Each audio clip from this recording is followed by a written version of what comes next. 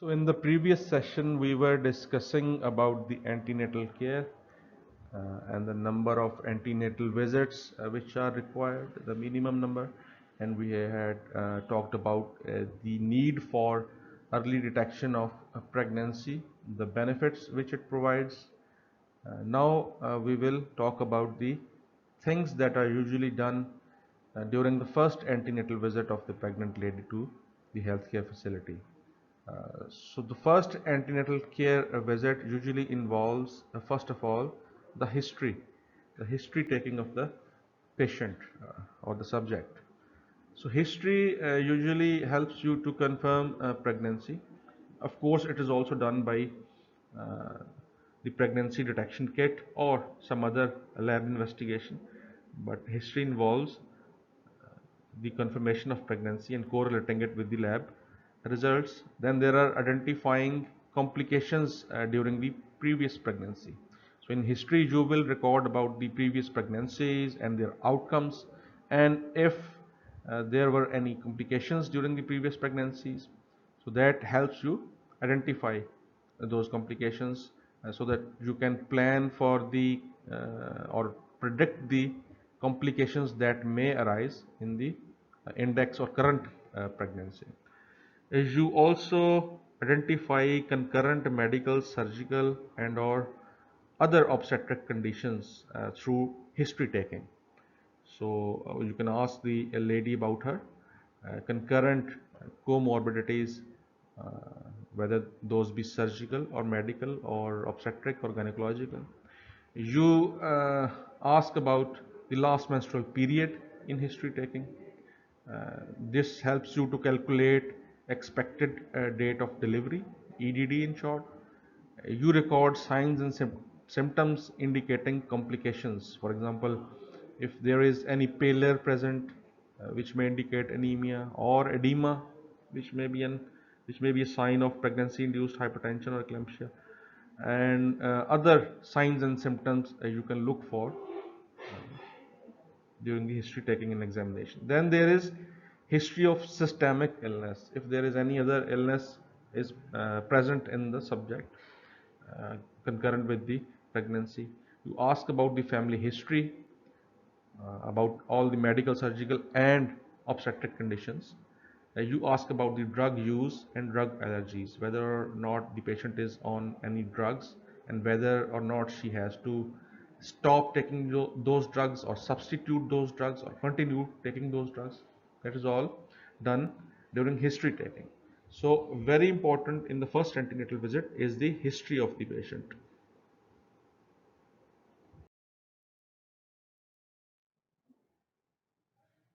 Next important step in the first antenatal visit is the physical examination of the subject. We have talked about the history taking. Obviously, next comes the general physical examination. In the examination, you see for pallor, which may indicate the presence of pallor, may indicate the presence of anemia in the patient. You record the pulse, the rate, respiratory rate, you look for any edema present, you check her blood pressure, and blood pressure is checked at every visit, every single visit. And the blood pressure has to be lower than 140 by 90. Otherwise, the patient may be pre-eclamptic or she may have pregnancy-induced hypertension. The weight is recorded since the woman during her pregnancy must or should gain weight. A gain of 9 to 11 kilograms during the pregnancy is achieved normally. If the woman is not gaining weight, then there is some problem which may be related to nutrition or something else. 2 kg every month after the first trimester is gained normally. So weight is recorded. So these are the things uh, in the general physical examination that are done during the first antenatal visit.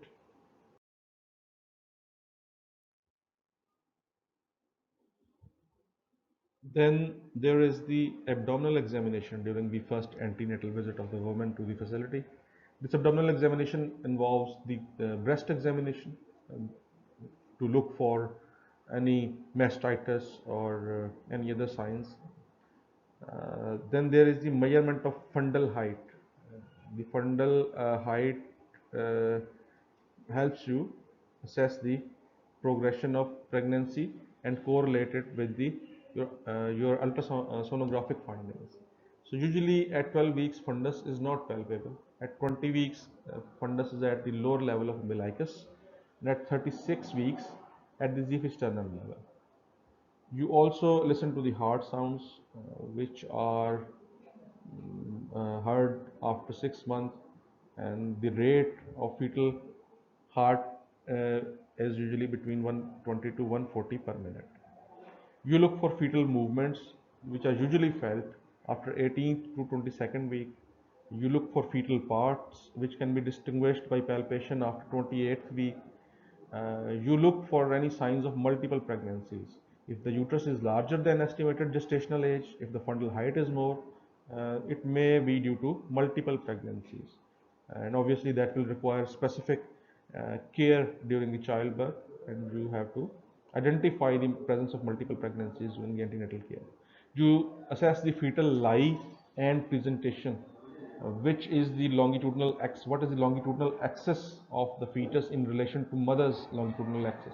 You also see what part is the lowermost, uh, and then you will know the presentation of the fetus. You look for any previous abdominal scars, which may tells you about the history of previous surgeries. It will also let you know about any potential complications that may arise during the childbirth, whether it may be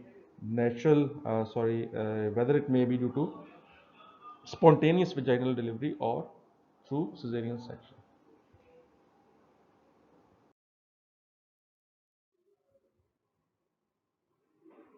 Also done during the first antenatal visit is the assessment of gestational age, and it is usually done through ultrasound assessment and fetal measurements early in the first trimester.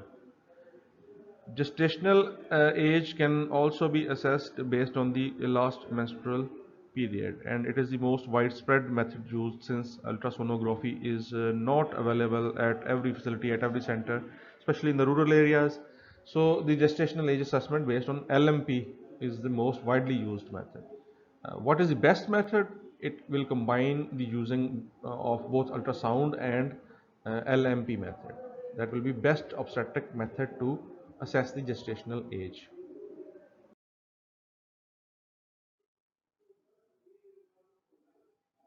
Then there are certain lab investigations that you will order during the first antenatal visit of the lady. Obviously, the pregnancy detection test will be done during the first visit.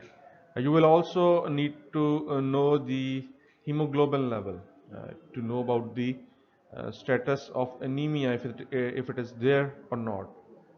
You will do the urine for albumin and sugar. Rapid malaria test can be ordered, usually is not done, but in areas where malaria is endemic, the attending doctor can order a rapid malaria test. Blood group is done for almost every patient. VDRL or RPR, which are some tests for detection of certain infections, certain sexually transmitted infections. These can be ordered if the history suggests any exposure to these organisms. These can be ordered but not done for every patient. Then HIV can be done if the history suggests that, if there is history of travel abroad by the husband or the lady, or if the husband has multiple sexual partners, etc. The HIV can be done. Blood sugar is done, and of course you do screening for hepatitis B and hepatitis C for every patient. So these are some of the lab investigations. Some are done for every patient. Others, the physician can order if he or she suspects the presence of those factors. So this is done during the first antenatal visit.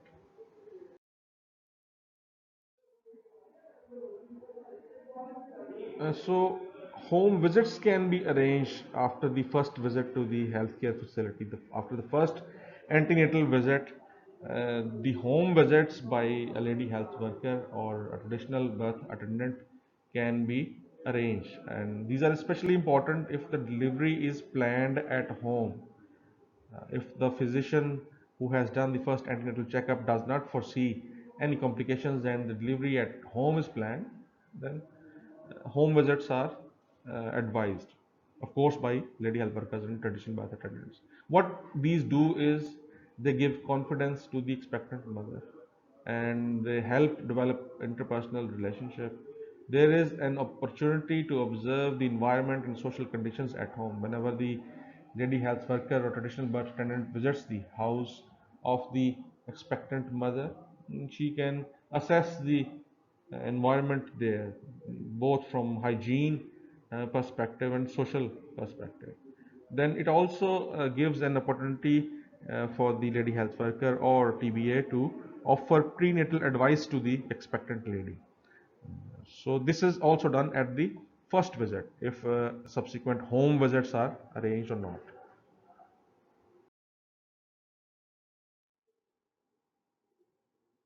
Then there is the maintenance of record. Very important at the very beginning, at the very start, from the very first visit to the antenatal facility for antenatal care. The antenatal card is maintained and it is provided to the expectant lady to carry with her wherever she goes. The registration number, identifying data, history, main health events, all are recorded in that card, as well as the record which is kept at the healthcare facility. The expectant mother is advised to bring her record at every subsequent visit and also at the time of delivery. The giving of antenatal card to uh, the expectant mother is also very important because if she moves uh, to some place else, as is the culture in our part of the world, the women usually go to their parents' home for their pregnancies, the duration of pregnancy or childbirth. She can take that card with her, and whenever she visits some other healthcare facility for her subsequent antenatal care visit, she can provide that card, and the physician at the next facility will also know the results of her first visit. So maintenance of record is very important.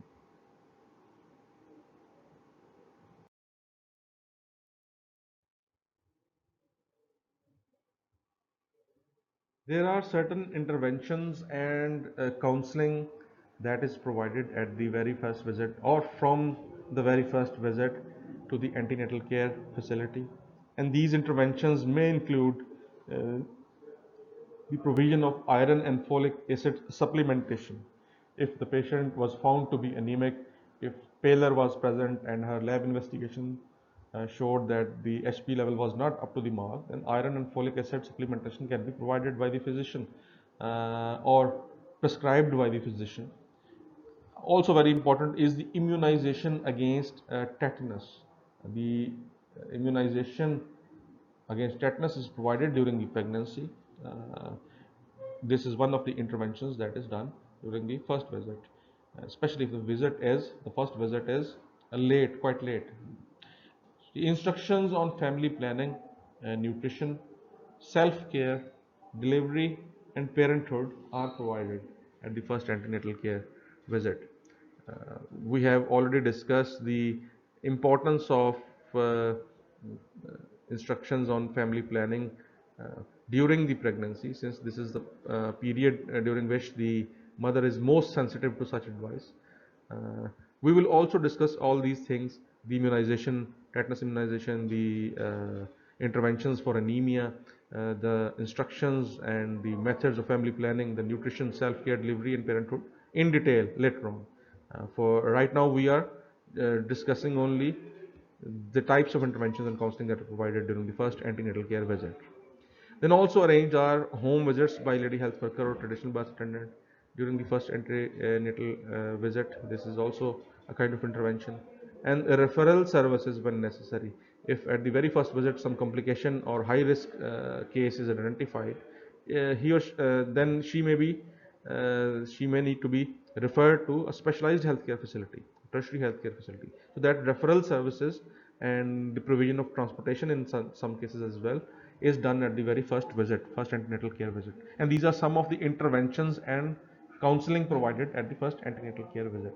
Or if somebody asks you to tell you about the interventions that are provided during the antenatal care visit, the very first one, you can enumerate all these things. This is it for now. We will discuss about the high risk pregnancies or the risk factors or the risk approach in our next session.